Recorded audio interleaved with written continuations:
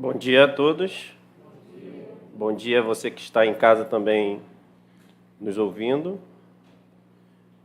Que Deus possa ser louvado, que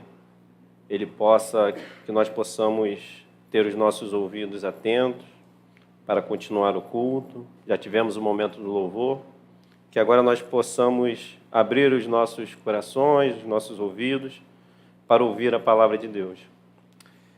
Vou ler um texto em João 17, versículo 17.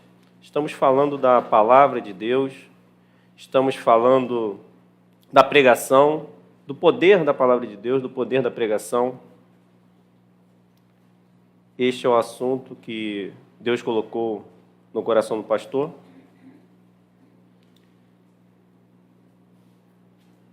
Santifica-os na verdade. A tua palavra é a verdade.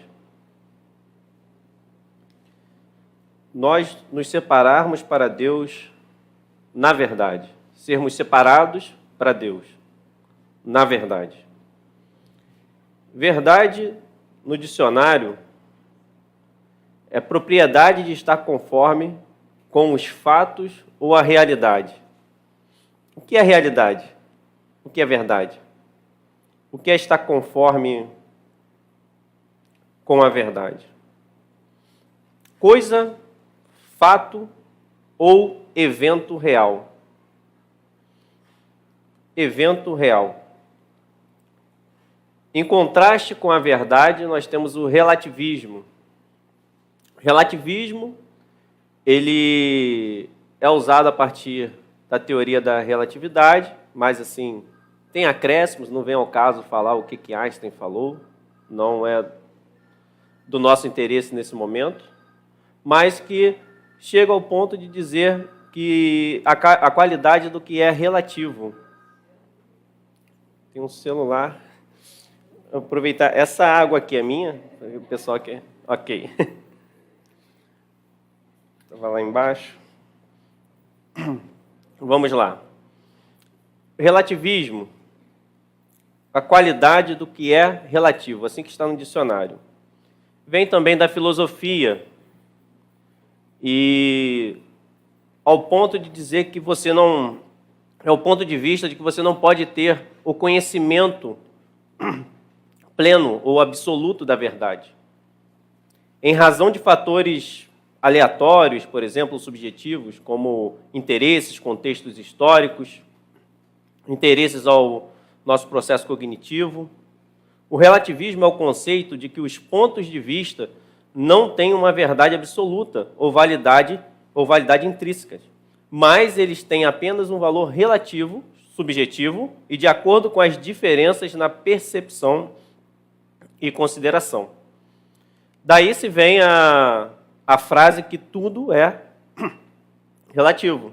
Já ouviram isso? Tudo é relativo. Quando tem um conceito, isso é relativo. Tem muitas vezes as pessoas falam para mim assim, você é preconceituoso.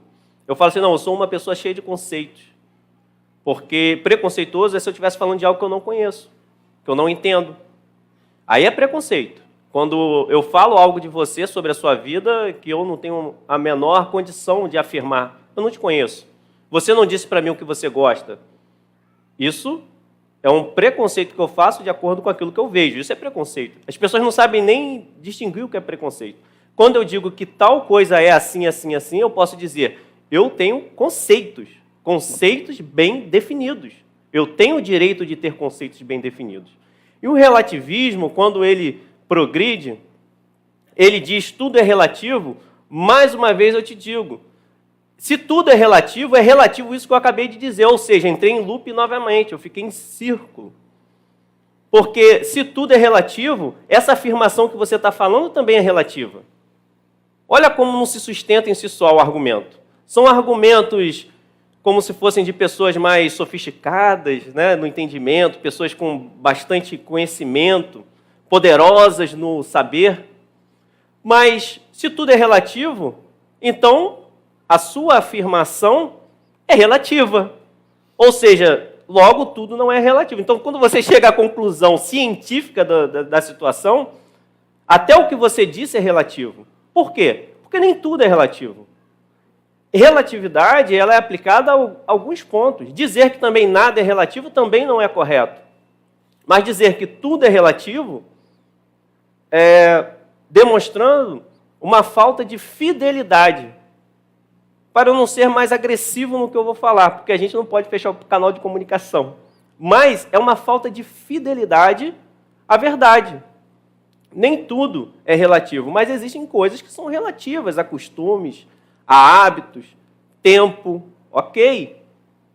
Mas, assim como nós não podemos dizer que não cremos em nada, porque o simples fato de você crer que aquilo ali é uma mentira, é uma crença, se você não crê que existe Deus, que não existe, é uma crença sua, ainda que não seja religiosa, mas você acredita em algo. Você não consegue ser cético 100%, mas você consegue aplicar o ceticismo para buscar a verdade? Ok, mas existem verdades. E essas verdades, elas são absolutas. E qual o problema das verdades? Ou da verdade? Ela confronta teorias e pressupostos. O que são pressupostos? Pressupostos são aquelas afirmações que nós temos dentro de nós, que estão na base daquilo que nós entendemos como certo e errado. Nós nos firmamos em algo, temos pressupostos na nossa vida que direcionam. E a verdade, ela vai confrontar, porque os nossos pressupostos, nem todos são sólidos. Às vezes, alguns estão em ruínas, né? Estão em erosão. Eles são complexos para nós mesmos. A verdade nem sempre é aceita. Concordam com isso? A verdade nem sempre é aceita. E a cultura influencia na verdade que você vai acreditar, da maneira que você vai acreditar. Muitas vezes, muitos pensamentos filosóficos que você tem, você não sabe, mas um dia foi implantado através de talvez uma frase que você ouviu, uma vez ou várias vezes, mas que você se apoderou daquilo e criou o seu pressuposto. E aquilo passa a ser a base das suas decisões. Muitas coisas que você pensa.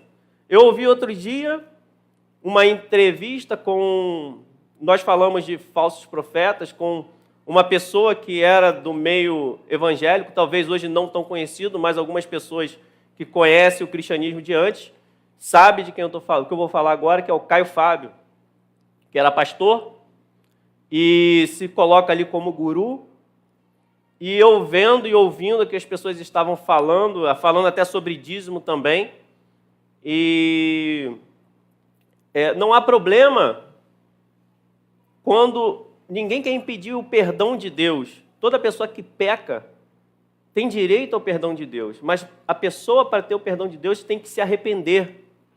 E tem consequências quando nós fazemos algo com alguém ou com a igreja. A igreja, ela é um plural, pluralizada. Tem todo tipo de pessoa. Pessoas mais maduras, menos maduras, pessoas que acabaram de entrar, e haverá rejeição a você por causa do seu pecado.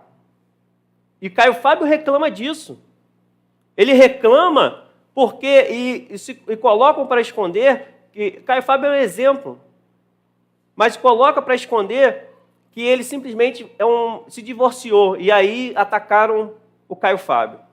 Mas ele não só se divorciou, como ele traiu a esposa dele. Mas na traição não tem como Deus restaurar? Tem, mas precisa se arrepender. E o arrependimento é também a consciência de que aquilo traz consequências e rejeição. Vão te rejeitar, vão acusar você, mesmo depois de arrependido. E você vai o quê? Se envergonhar mesmo, segurar aquilo ali e falar: Senhor, envergonhei o teu nome. Agora, Deus, se ainda consegue olhar para mim, tem misericórdia de mim, me usa novamente. Ele poderia descer um pouquinho, para poder dizer: Senhor, eu causei isso. Eu causei esse constrangimento, agora eu estou disposto a pagar o preço. Senhor, eu sou teu, não quero nunca mais fazer isso. Mas ele ali sendo entrevistado por um tal de Rafinha Bastos, um comediante, que tem ideias repugnantes, que ensina coisas que não para o cristão, e eles estavam discutindo sobre dízimo. E eu ouvindo ele falando assim, não, porque essa coisa toda e tal, aí colocando um conceito de que o dízimo que estão usando para controlar, e ele fala sobre controle, falando que os pastores, reclamando que os pastores estão querendo controlar, e eu sei que isso acontece. Mas nós não podemos usar as coisas que acontecem para apagar as coisas que são reais. Por exemplo, do pastoreio que existe e é um chamado de Deus e necessário para a igreja, não para controlar, mas para orientar e para guiar. E ele falava assim, não, você combate isso, né? E tem que lutar, mesmo que você seja sozinho. Ele é sozinho o quê? No pecado tem com ele um monte de gente, como ele mesmo. Ele defende ali a liberdade da gente, mas defende regimes que são comunistas, defende regimes que tiram a liberdade da pessoa, que é o governo controlando as pessoas, o governo forte controlando. Lá pode controlar, agora na igreja, ele não entende de igreja. E ele falava assim, o dízimo tem que ser voluntário mesmo, dá quem quer. Quem é o Rafinha Bastos para poder dizer o que é verdade bíblica? Ele conhece as Escrituras, ele foi chamado por Deus. Vocês são chamados por Deus para estar aqui. Estou dando só um exemplo de o que é relativo, o que é verdade e como a verdade nem sempre é aceita. O mundo vai rejeitar a verdade. Eu, quando olho, eu não tenho problema em pagar imposto. Eu quero pagar meus impostos. É igual a igreja, nós aqui participando das coisas. Eu quero participar das coisas. Quais são os sonhos, os projetos que você visualiza na igreja? Por isso, é o dízimo. Para participar, a mesma coisa, a rua asfaltada. Eu não quero andar na rua asfaltada sem pagar. Eu quero pagar. É claro que nós temos desvios, não estou falando sobre isso, mas é lícito eu pagar imposto, sim. Pagar para ter as coisas, para ter a rua calçada. Eu não quero ter atendimento médico, que se tem o SUS, seja lá o que for para manter, não tem que manter parte da máquina, tirando roubo. Por causa da corrupção, nós sabemos. E como que eu posso querer ter o desejo de não pagar nada? Vocês estão entendendo isso? Eu tenho que participar. Se eu quero asfalto na rua, Senhor, que os governantes possam administrar bem esse dinheiro que está lá, mas eu quero participar, eu quero ser honrado nisso, eu não quero andar às custas dos outros. Eu quero... Eles não conhecem, não sabem, porque eles negam a verdade. Tendo dito isto, vamos para o nosso texto em Romanos 10. Será onde nós iremos trabalhar. Falei um pouco no domingo passado, hoje iremos abordar outros pontos. Romanos 10, versículo 1. Depois, irei para o versículo 16 até o 21.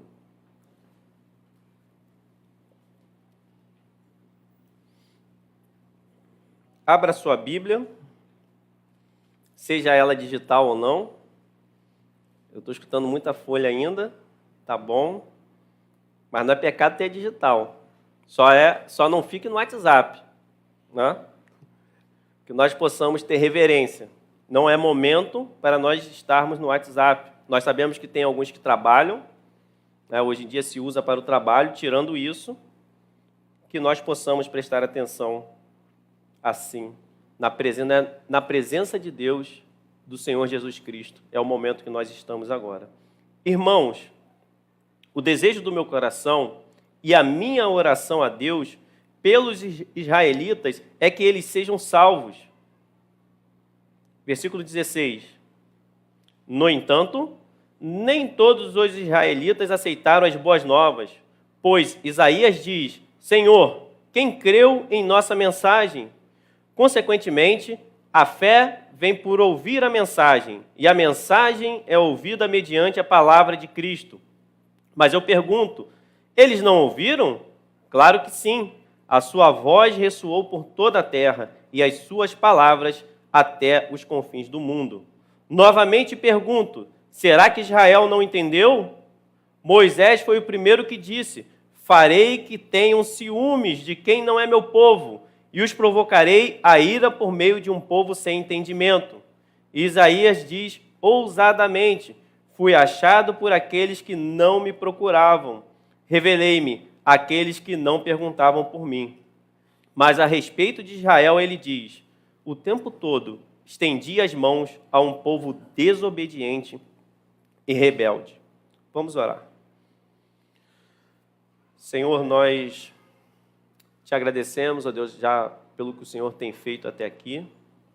Te agradecemos por estarmos aqui essa manhã, Deus. Te agradecemos, ó Deus, pela tua palavra. Pedimos, Senhor, que seja somente dito aqui aquilo que está na tua palavra, Deus. Pois a tua palavra é a verdade, Deus. A tua palavra, Deus, é que nos limpa, que nos cura, que tira as algemas e as prisões, ó Deus, do pecado, Senhor. Que nós estejamos aqui, ó Deus, para te adorar, para te louvar e te engrandecer, ouvindo a tua voz e que não seja dito nada além da tua verdade, Senhor. Em nome de Jesus, nós agradecemos a ti, Senhor. Amém.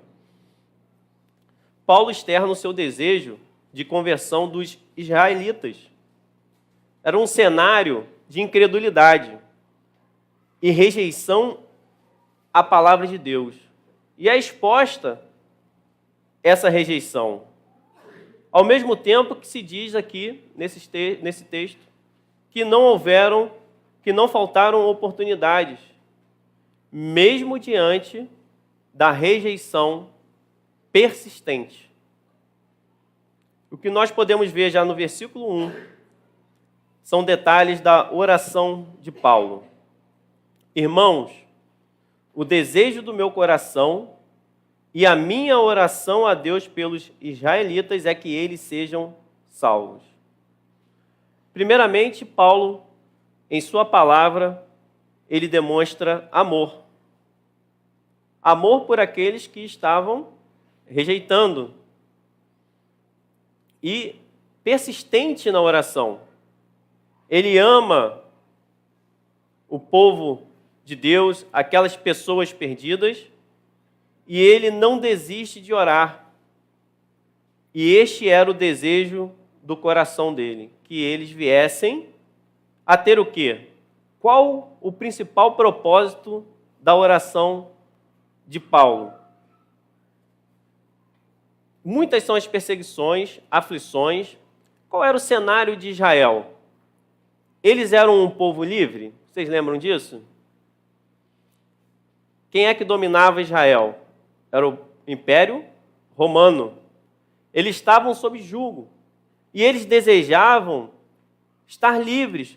Senhor, quando... É como se falassem, quando nós iremos brilhar novamente? Quando nós estaremos... Não seremos mais envergonhados, estaremos à frente. Não seremos mais envergonhados por esses povos pagãos, mentirosos, que não te amam. Imaginem o povo naquele tempo, olhando para o Império Romano, cheio da mentira, da parte da luxúria, de todos os pecados que eram cometidos, e eles estando sob o jugo deste povo. São muitas aflições que nós podemos passar. Mas Paulo, ele não faz uma oração, às vezes como nós vemos, dinheiro, não é isso? Prosperidade, casa própria, carros.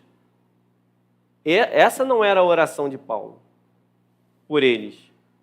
Não que nós não possamos orar, mas agora era algo mais importante, prioritário. Ele orava pelo quê? Para que eles fossem o quê? Salvos. Existia algo que era mais importante do que qualquer consequência, que poderia ser considerada superficial.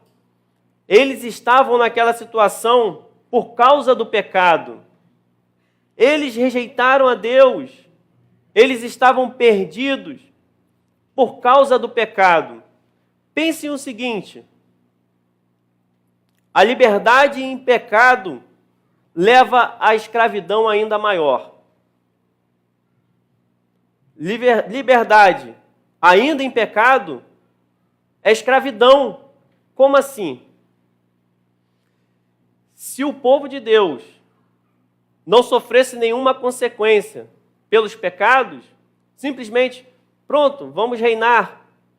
Os pecados que vocês estão insistindo em continuar, não tem problema. Continuem pecando. Pois, quando chegar lá, eu resolvo quando vocês morrerem. Traria maior escravidão. Não era a solução para o problema deles. Pode parecer, em primeira instância, que não está vendo a nossa dor aqui como o povo de Deus, o que nós estamos passando? Mas Paulo sabia o que era necessário para aquele povo ter de verdade a libertação, ter de verdade o maior tesouro que um ser humano pode ter. E não era o Império Romano que estava oprimindo aquele povo. Não era o Império Romano que estava aprisionando aquele povo.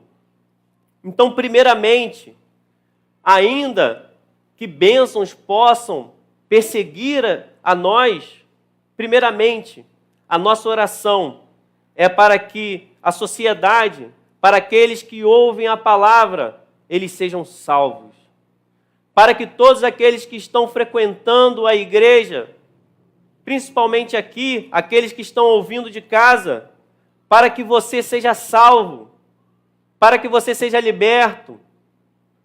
Isso é amor, porque cura de verdade aquilo que nos aflige para a eternidade. Não há nada pior do que nós perdermos a eternidade, do que nós perdermos a presença de Deus. A presença de Deus é que faz diferença num povo, ainda que pareça que ele esteja escravo.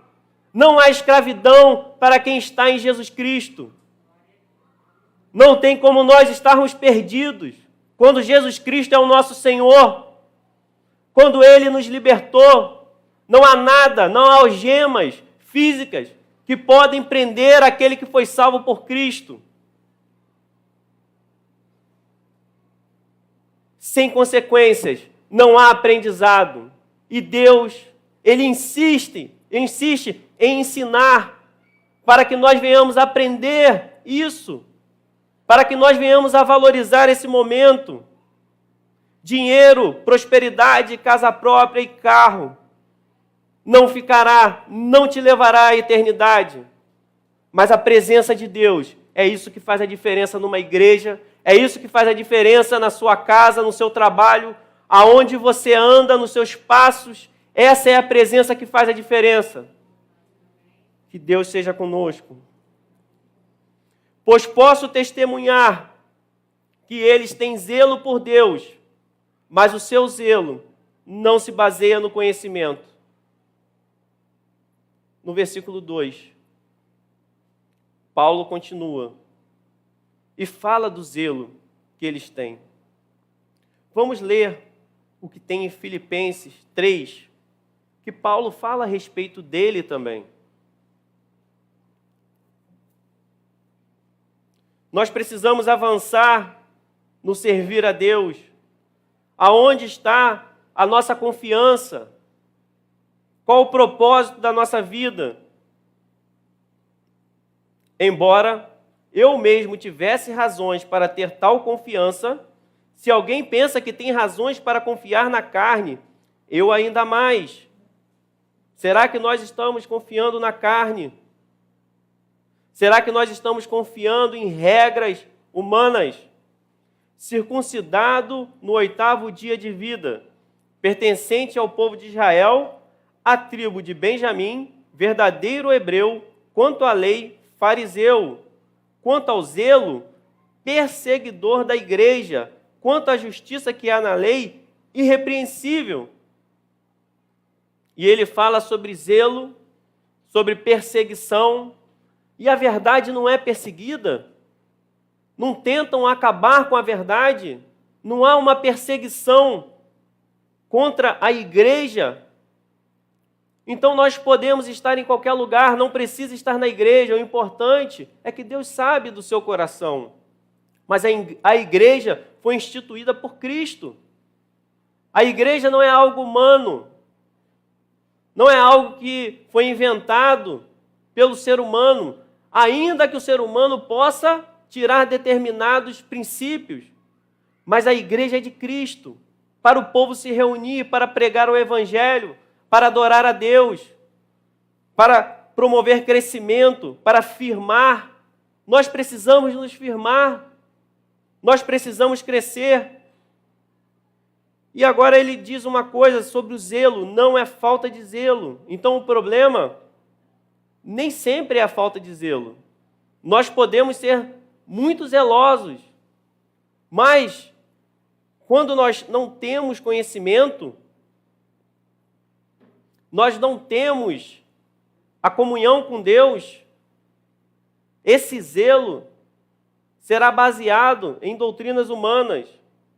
E aí vem o exagero nos cultos, aonde nós podemos ver aberrações acontecendo em alguns cultos, que durante anos, a década de 80, 90, tivemos muita coisa boa, mas tivemos muita coisa que não deu fruto algum, a não ser enfraquecer o evangelho, enfraquecer as pessoas.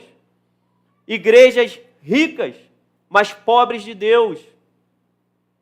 Que nós sejamos ricos de Deus, ricos em Deus, ricos para Deus, jovens vivendo para Deus, orando, participando da ceia e da comunhão para o Senhor, sendo formados para serem grandes pregadores do Evangelho. Como adorar? E aí começa a ter a adoração baseado em costumes e gosto pessoal, mas não em princípios bíblicos. Onde adorar? Onde é o local para adorar? Como eu tenho que adorar? Levanta a mão. Sem sapato? Semana passada eu quase fiquei sem sapato.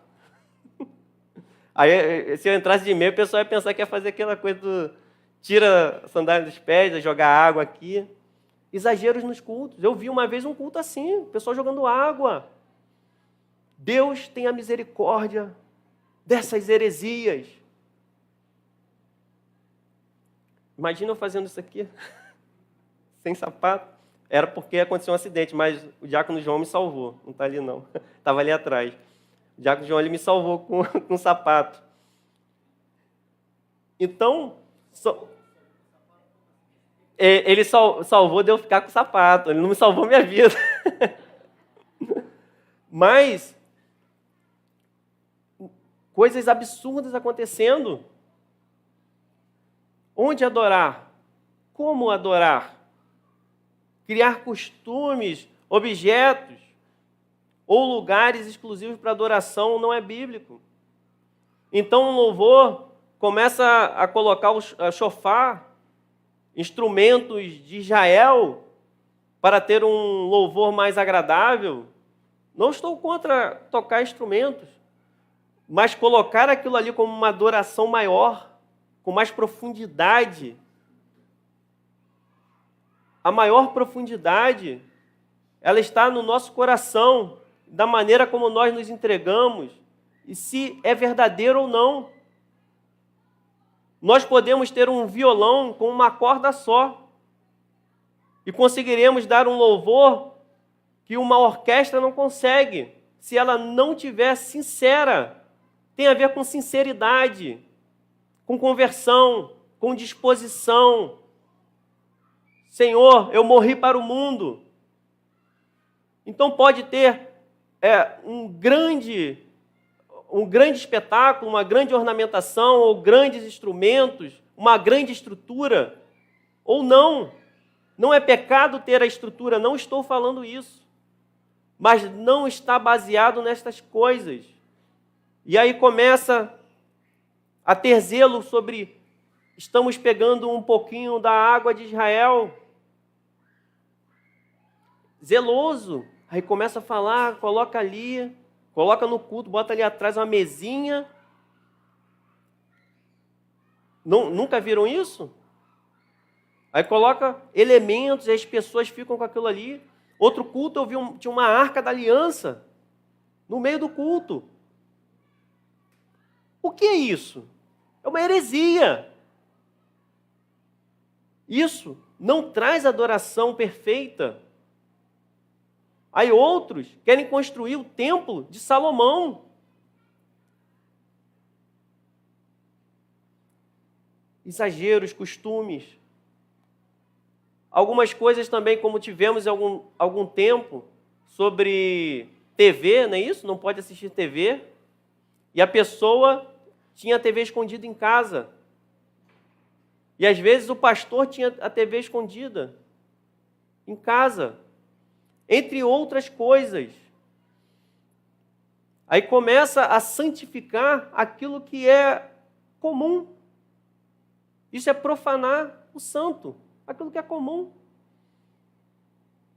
É óbvio. Isso coloca também costumes de roupas. O que a Bíblia diz? Devemos nos vestir decentemente. Mas não tem que ser o seu gosto, mas decentemente, tem que estar decente. A TV, eu tenho as minhas posições com a TV. Mas a pessoa que tem que escolher, saber o que é próprio e o que é impróprio. Existem coisas impróprias.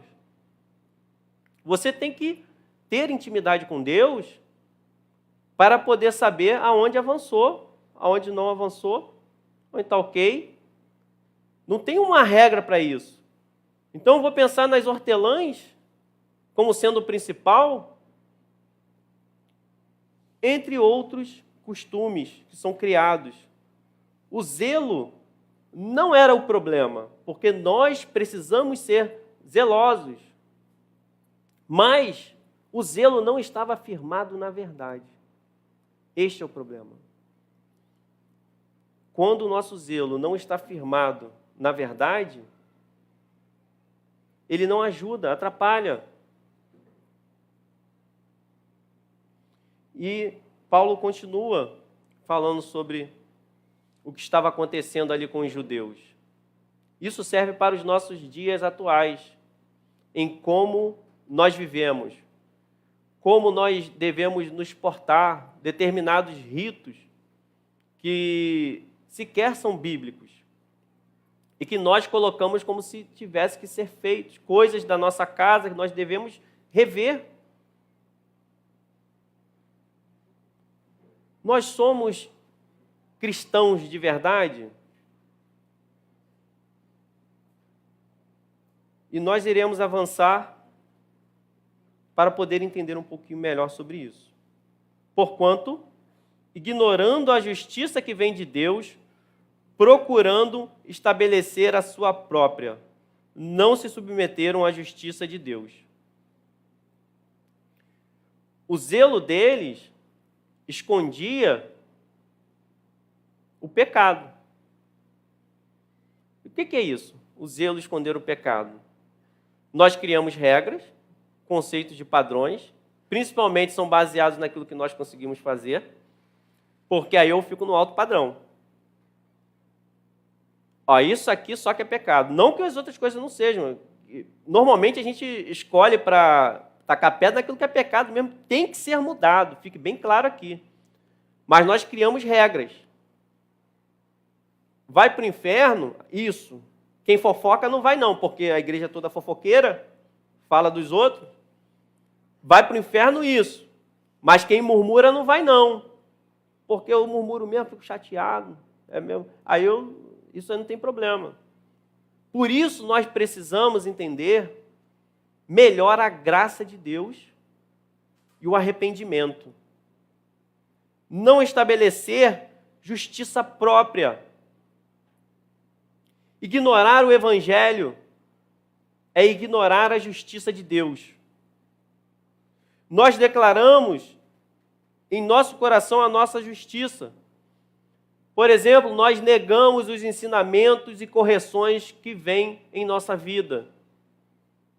Daqueles que são levantados por Deus para corrigir, para nos ensinar. Daqueles que estão com autoridade na nossa vida, como os nossos pais, como qualquer pessoa que esteja cuidando de nós. Nós, assim, então, criamos a dificuldade em confessar pecados. Não é difícil confessar pecado? É fácil? Nós escondemos. O pastor dá o exemplo da cordinha. Eu peguei só uma cordinha. Aí no final tem o quê, pastor? Tem um boi, tem uma vaca. Ele fala, não, tem uma cordinha aqui que eu peguei. Ah, pegou uma corda? Peguei uma corda. Aí você puxa a corda, assim, aí vem algumas coisas penduradas na corda. A dificuldade que tem. É normal nós termos essa dificuldade. Mas também há uma necessidade, uma implicação quando nós negamos a Deus que Ele nos confronta. Deus nos confronta em nossas mentiras, em nossas desculpas. Nós damos desculpas para o erro.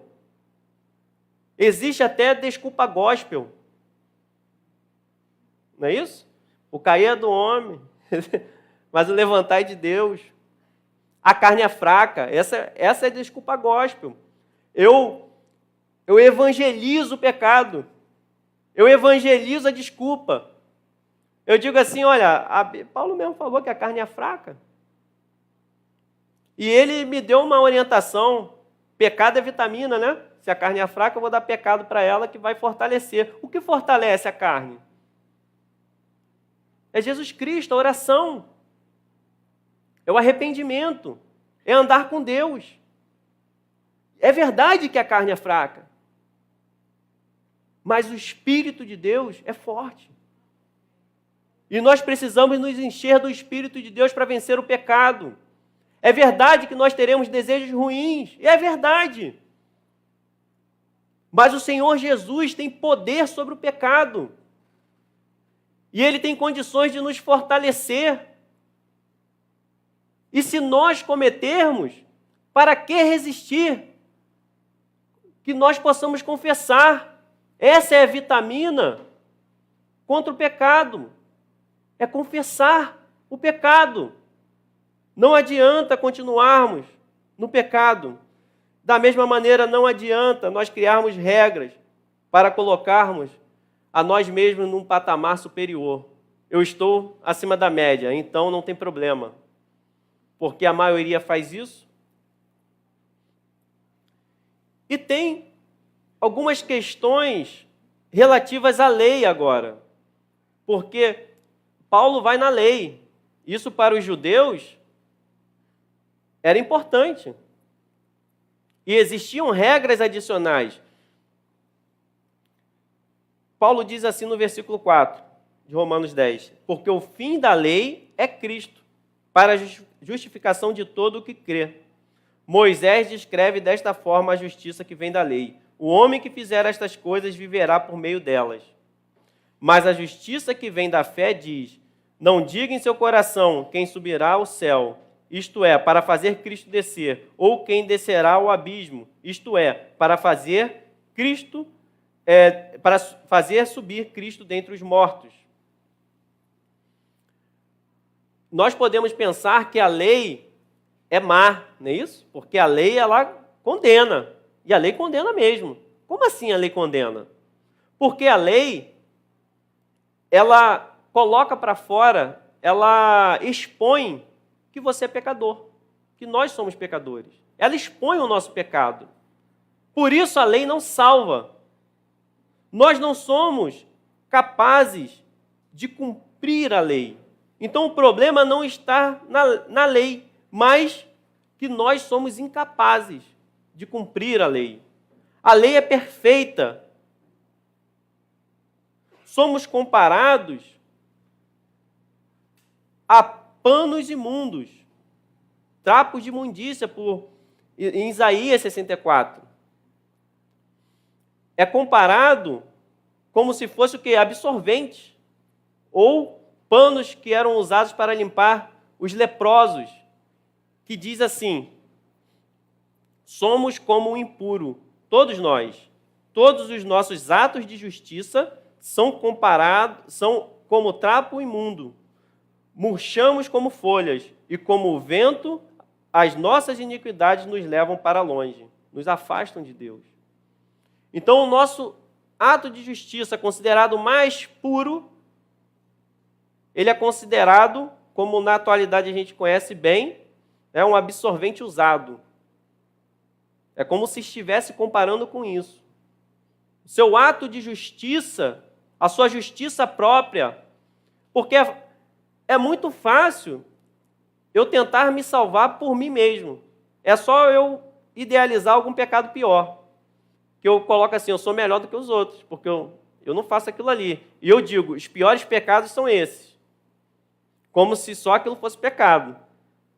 E aí você fica assim, uma pessoa que está na igreja, aí você fala assim, está fumando. Aí você fala assim, mas ele não é evangélico ainda não. É assim ou não é? É assim que a gente faz. Ele bebeu uma cerveja ali. Eu não estou falando que é um comportamento bom para o cristão, não. Fique bem registrado isso aqui. Mas você fala, ele não se converteu ainda, está indo na igreja e tal, não sei o que lá, mas ele bebeu uma cerveja. Aí eu volto no assunto, mas eu posso fofocar. E está tudo bem. Eu nasci assim, né? Vou morrer assim. Está tudo bem, segue. Não estou dizendo que o outro está bem. Mas nós precisamos olhar para a misericórdia de Deus como uma necessidade para a nossa vida. Nós precisamos mudar. Nós precisamos atender ao chamado do Evangelho. Não aos nossos critérios de salvação. O critério de salvação não pode ser humano. Nós não podemos adicionar, que foi o que os fariseus fizeram. Adicionaram várias regrinhas que escondiam a intenção do coração deles ou atos que eles faziam. As regras escondiam quem eles eram. Não era problema da lei. Porque não há ninguém, até os dias atuais, que possa dizer que cumpre a lei fielmente. Eles não poderiam dizer. Quando Paulo diz isso, ele está dizendo num patamar humano. Na percepção humana, eu estou em conformidade. No externo para os homens, mas quando Deus sonda o coração, Ele conhece o íntimo do nosso ser. E nós precisamos ser sondados por Deus. Por isso nós precisamos perguntar a Deus, sonda o meu coração, conhece-me e me mostra se há caminhos tortuosos. Porque, Senhor, eu quero ser seu. A nossa redenção está exclusivamente no Senhor. A nossa salvação, se nós ficarmos pela lei, e ele diz aqui no texto, nós seremos julgados como pela lei. Porque se você tropeça num único pontinho, não é isso? Numa vírgula, você vai ser culpado por todos os pontos. A Bíblia diz isso. Nós seremos culpados por todos. Cumprir a lei, então, é impossível. Mas agora é um contraste com crer no Evangelho de Deus, que não nos dá um espírito de que eu posso viver de qualquer maneira, mas porque Ele, mesmo sabendo que eu não cumpro a lei, Ele está me oferecendo perdão gratuitamente. E isso tem que provocar em nós um amor para querer responder com fé a esse chamado do Evangelho de viver para Deus uma vida íntegra e reta, uma vida em que nós conseguimos olhar os nossos pecados e nos arrepender diante de Deus, chorar pelos nossos erros, não nos conformar com problemas, com erros que nós cometemos, mas avançar para o reino e entender que Ele ainda assim nos perdoa. Nós podemos pedir perdão a Deus, isso é o Evangelho. Você sabia disso? Que você pode pedir perdão a Deus. Você pode se arrepender do seu pecado e tomar outro caminho. Não há limite para o poder do Evangelho na sua vida. Quando nós vemos isso, que nós dependemos de Deus, que nós não cumprimos, que nós não somos perfeitos, nós não precisamos descer ao abismo. Quem subirá ao céu? Ele não encarnou? Jesus Cristo encarnou. E quem descerá ao abismo? E eu pergunto, ele não ressuscitou? Ele não está vivo? Será que Jesus não passeia na igreja? E ele não fala ao seu coração? E ele não te chama como filho? E ele não te diz, eu estou contigo? Em Romanos 10:8, nos dá uma resposta mais contundente sobre isso. Mas o que ela diz? A palavra está perto de você, está em sua boca e em seu coração. Isto é, a palavra da fé que estamos proclamando. Se você confessar com a sua boca que Jesus é o Senhor e crer em seu coração que Deus o ressuscitou dentre os mortos, será salvo. Pois com o coração se crê para a justiça e com a boca se confessa para a salvação. Então nós podemos dizer que Cristo vive. E a palavra está perto. Jesus está perto de nós. No Evangelho, nós temos a possibilidade de ter maior intimidade com Deus. E nós podemos crer no coração, significa o quê? Intimidade. O nosso íntimo crê em Deus. Quando o nosso coração é marcado pela palavra de Deus, dizendo, eu perdoo todos os seus pecados, viva pela fé no meu Evangelho. Pregue esse Evangelho. Fale sobre ele e confie no Evangelho plenamente. Não foi assim? Não se envergonhe. Então, no seu dia a dia, com as suas palavras, que as suas palavras estejam sempre em conformidade com a palavra de Deus. Não estou dizendo que não teremos momentos em que nós sentiremos a falta ou a ausência de Deus, que nós não teremos dificuldades, mas que as dificuldades não vençam o poder do Evangelho no seu coração. Vai ter momentos que você vai murmurar, que você vai reclamar, mas não viva murmurando e não viva reclamando, que o poder da palavra de Deus, que o poder de abençoar venha estar na sua vida, que você possa, no meio desses problemas, desses momentos de raiva, você abençoar, você louvar a Deus. Depois desses momentos, que venha o louvor, que venha o agradecimento. Nós temos condições de agradecer a Deus, porque Ele fala conosco e Ele nos chama. Quando nós estamos chateados, Deus vem com o seu Espírito e nos abraça, porque a presença de Deus é real, ela é verdadeira, Cristo vive.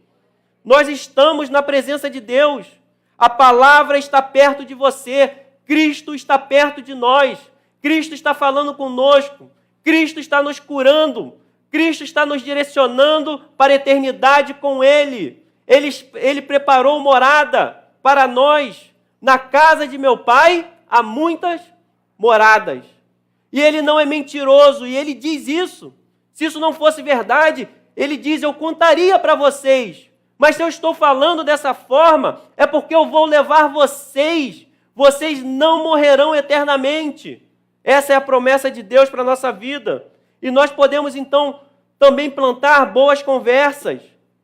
Começar a plantar integridade. Nós confessamos com a nossa boca quando nós começamos a lutar por integridade, lutar por ter boas conversas. Eu ainda estou tendo esse problema de má conversa. Cristo te ajuda. Para isso, tem a igreja para te ajudar também. Te ajudar a vencer o pecado. Porque Nem sempre você consegue, não é fácil. Mas tem solução. Por isso a igreja existe. Nós podemos compartilhar a nossa esperança. O que é para você ser íntimo de alguém? Quando você é íntimo de alguém, você conhece aquela pessoa com profundidade, não é isso? Você já sabe quando está chateado, quando aquela pessoa está bem ou mal, porque nós passamos por isso. E eu vou dizer para vocês que a fé no Evangelho produz intimidade com Deus. A fé na palavra de Deus produz intimidade com Cristo. E a intimidade com Cristo vai fazer você conhecê-lo mais, saber qual é a vontade dele também para a sua vida. Existe a vontade geral e existe a vontade para a sua vida pessoal. Pois vocês não receberam um espírito que os escravize para novamente temer, mas receberam um espírito que os adota como filhos, por meio do qual clamamos, Abba, Pai. Ele nos chamou para ter intimidade, da maneira que nós podemos chamá-lo de Pai. E um Pai verdadeiro. Um Pai que ama de verdade. Que não se satisfaz simplesmente dizendo, pode seguir, não tem problema a maneira que você está vivendo. Ele diz, não, filho, este é o caminho. Confie em mim. Resista. Me ouça, clame a mim, confie nas minhas promessas, no que eu disse para a sua vida. Resista, persevere, não se envergonhe de mim. Confesse a mim diante dos homens, diante de todos. Mantenha-se firme na rocha, porque eu sou o teu Deus que te sustenta. Nele nós podemos confiar. Como diz a Escritura, todo que nele confia jamais será envergonhado. Não há diferença entre judeus e gentios, pois o mesmo Senhor é Senhor de todos e abençoa ricamente todos os que o invocam. Porque todo aquele que invocar o nome do Senhor será salvo. A todo momento Deus dizendo, todo que invocar o nome de Deus será salvo. Nós não ficamos perdidos. Será que eu estou salvo? Se você invocou o nome de Deus, se você está perseverando, será salvo. Todo aquele que invocar o nome do Senhor, nós não ficamos em dúvida, porque não é a nossa justiça mais que nós estamos nos baseando. A nossa base é a fé em Cristo, porque foi Ele que nos salvou, Ele que nos tornou justos, porque Ele pagou o preço pelos nossos pecados e nós fomos vistos como justos de Deus. Nós não ficamos perdidos ou na vergonha. E nós aprendemos assim que a pregação nos leva a invocar o nome do Senhor. E são alguns passos que nós lemos até na semana passada, quem esteve conosco. Como, pois, invocarão aquele em que não creram? E como crerão naquele de quem não ouviram falar? E como ouvirão se não houver quem pregue?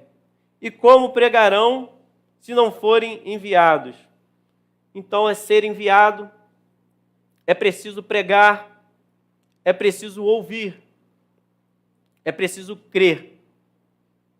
E aí você invoca para ser salvo.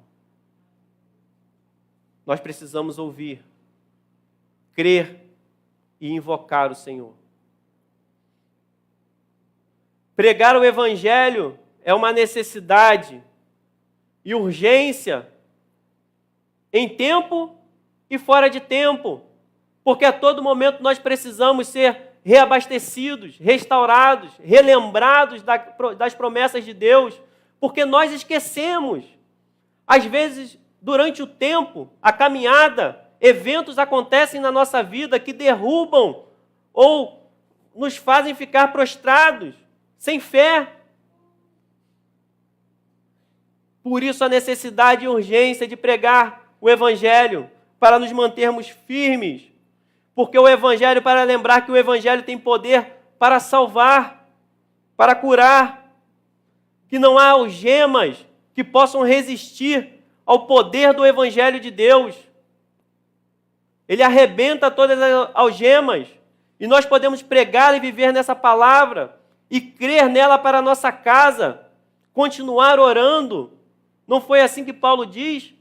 Minha vontade é o quê? Que vocês sejam salvos. Vocês têm vontade de serem salvos ou que alguém seja salvo? Continue no Evangelho de Deus. Ore. Junte isso à oração. Mantenha a fé. Não há algemas que possa resistir. A fé liberta e te faz caminhar para Deus. A fé nos faz caminhar para Deus. Como está escrito, como são belos os pés dos que anunciam boas novas. Mulheres gostam de ornamentação normalmente, não é isso? Algumas menos, outras mais. Nas mãos, pintam unhas, tem alguns adereços no pulso. Pés, gostam de joias, sandálias, né? As mulheres gostam de sandálias. Ornamentam os pés também. De uma certa forma, você está ornamentando o pé. Mas aqui nós aprendemos que e não há problema com isso. Mas não há beleza maior para os pés do que nós andarmos no Evangelho de Cristo. Como são belos os montes, os pés nos montes, os pés daqueles que anunciam boas novas, que proclamam a paz, que trazem boas notícias, que proclamam salvação, que dizem a Sião, o seu Deus reina. Quem prega tem poder em seus passos. Quando eu digo quem prega, para quem vive a pregação do Evangelho, para quem vive no Evangelho. Os seus passos são poderosos, os seus caminhos são verdadeiros. Você anda na verdade, ainda que no meio da tempestade, ainda que no meio da negação. Os caminhos do Evangelho são preciosos e poderosos. Não há caminho melhor do que o caminho do Evangelho de Cristo. É o único caminho que nós podemos seguir com segurança. Ele é o caminho, a verdade e a vida. Ninguém vai ao Pai senão por Ele. Esse é o caminho que nos leva a Deus. É o caminho do Evangelho de Cristo. O caminho do poder de Deus. E os nossos passos precisam ser passos poderosos em Deus. Que os passos dos nossos filhos sejam poderosos em Deus. Andando o Evangelho. Viva o Evangelho, sustente-se no Evangelho. Que os seus passos sejam proclamadores do Evangelho de Cristo. Na sua casa, que tenha pisaduras firmes e fortes. No seu trabalho, que os seus passos sejam fortes, sejam libertadores. Que o inferno venha tremer pelo poder do Evangelho na sua vida. Aonde você estiver pisando, as forças do mal, que elas não fiquem, não resistam ao poder de Deus na sua vida. Porque os seus passos estão nos passos do Evangelho da paz de Cristo, que arranca pessoas perdidas do pecado, que nos arrancou do pecado, que não nos faz andar mais em pecado. Mas nem sempre, nem todos aceitam. Como os primeiros versículos que nós lemos, do 16 ao 20, Israel rejeita as boas novas. Eles não aceitam. Eles se mantêm ali, naquilo que eles estavam acreditando. E o que fazer com isso? Se for para a sua vida, Dê um passo para Cristo. Se tem pessoas que você está orando que não estão recebendo, continue orando. Continue acreditando. Não seja motivo de desânimo também para a sua vida. Abandonar esse evangelho, que a negação do evangelho não seja um motivo de desânimo para você. Não seja motivo de desânimo para você parar de orar. Alguns até param de seguir porque afetam demais a vida dessa pessoa por serem pessoas muito próximas. Não é assim quando tem pessoas próximas a nós? Às vezes afetam de maneira que nós, às vezes, não parece que nós não vamos resistir. Nós não iremos conseguir. Às vezes é em nossa vida. Não negue mais o que Deus diz para aqueles que estão negando. O que Deus tem para nós, o que Jesus diz para as pessoas que continuam resistindo. Todos caímos por terra. Então ouvi uma voz que me dizia em aramaico: Saulo, Saulo, por que você está me perseguindo? Resistir ao aguilhão só lhe trará dor. Que nós não fiquemos resistentes ao Evangelho. O Evangelho está disponível para todos. Essa frase é como se dissesse assim: nos dias atuais, ali tinha um contexto, mas está tão longe da gente, tem a ver com boi, né? É parecido também com umas correntes que enforcavam o cachorro para poder machucar, mas seria como se desse murro em ponta de faca. Às vezes nós estamos assim, dando murro em ponta de faca, obstinado a pecar, a manter a nossa rebeldia. Não faça isso. Que nós não sejamos resistentes e que nós entendamos também aqueles que são resistentes para manter a oração e entender que esse Deus tem o Evangelho disponível para todos. Todos que invocarem serão o quê? Salvos. Todos. Que nós possamos, nesse momento, ficar de pé para orar.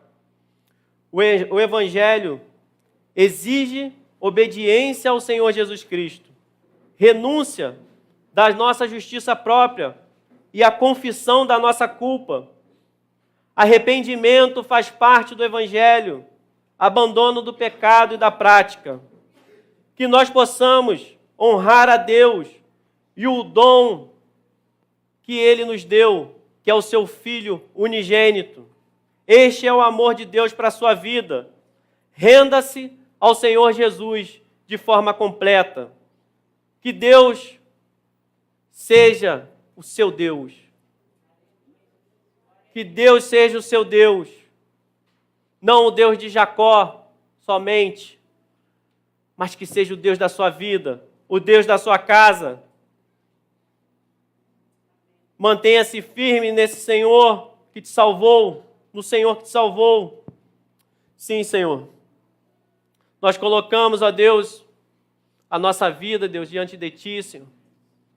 Colocamos e agradecemos a Ti, ó Deus, pela Tua salvação, Senhor. Nos mantenha, ó Deus, firmes, ó Deus, no Teu Evangelho, Senhor. Sabendo, ó Deus, que o Senhor está conosco, Deus, perto de nós, Senhor. Vivo, ó Deus, passeando na igreja, Deus. Atendendo, ó Deus, as petições, Deus, conforme a Tua vontade, Senhor. Acalmando o Teu povo, Senhor. Trazendo cura, Senhor. Trazendo, ó Deus, o poder do Teu Espírito Santo, Deus. A Tua presença, Senhor. Ó Deus, que a Sua presença seja real na nossa vida, Senhor. Seja real no Teu povo, Senhor. Nós adoramos a Ti, Senhor. Nós agradecemos a Ti, Senhor.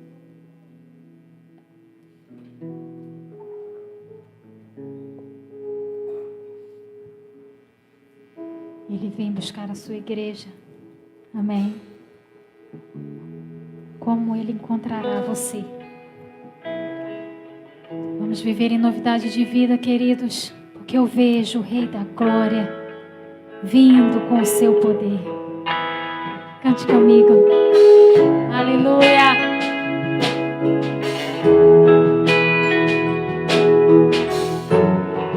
Exaltado o Senhor para sempre. Aleluia. Oh, glória ao teu nome, Deus.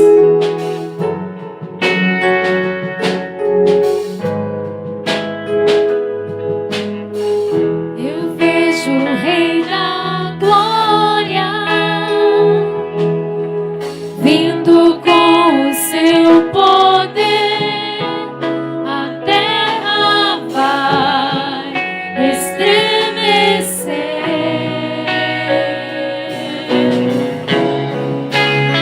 Eu vejo pela fé, aleluia.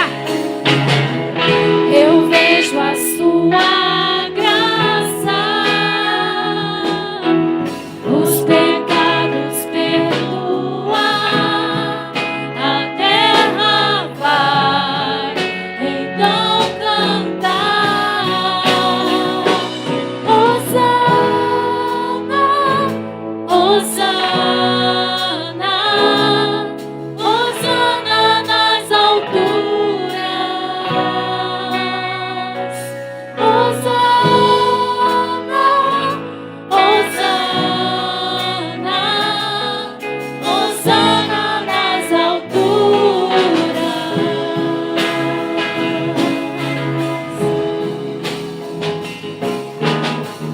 Eu vejo um povo eleito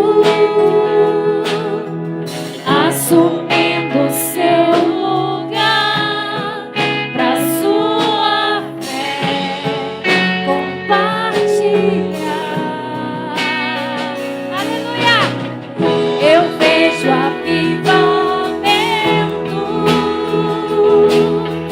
quando o seu povo orar, te buscar, te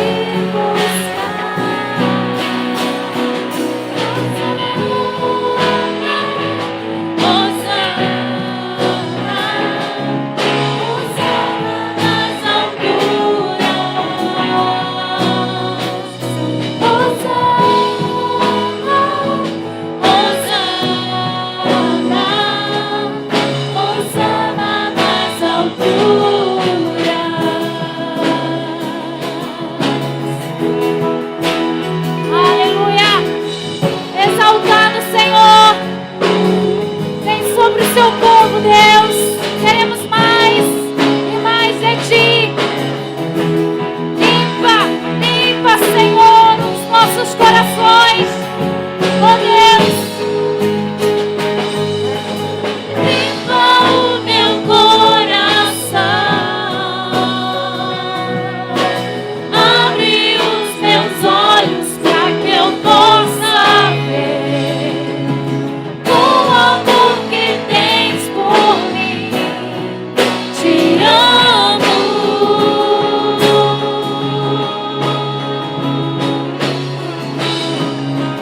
Quero ser igual a ti. Tudo o que sou é pra teu louvor, pois contigo vou viver pra sempre.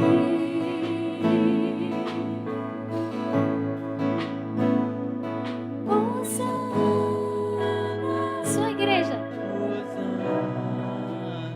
Aleluia. Hosana nas alturas. Diga Hosana.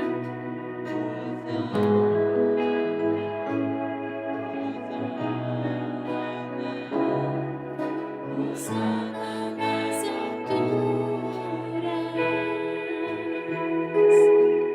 Hosana nas alturas.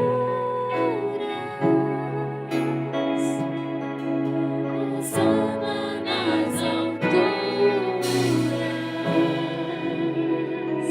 Ele vem buscar a sua igreja. Vivamos, pois, em novidade de vida, amém? Levante as suas mãos ao Senhor nesta manhã. Ele é digno da sua rendição a Ele. Mestre, te adoramos por esse tempo, porque estiveste conosco aqui, a sua presença é real. E de fato, como disse o diácono Alfredo, o Senhor passeia no meio da igreja. Podemos sentir a sua presença, Senhor. Passeia enquanto vamos às nossas casas, enquanto vamos ao nosso trabalho, o Senhor está conosco. Bendito e exaltado para sempre. Queremos te render toda a glória e toda a honra nesta manhã. Somente a Ti, Senhor. Nosso coração se dobra na Sua doce presença. Fica conosco. Em nome de Jesus. Amém.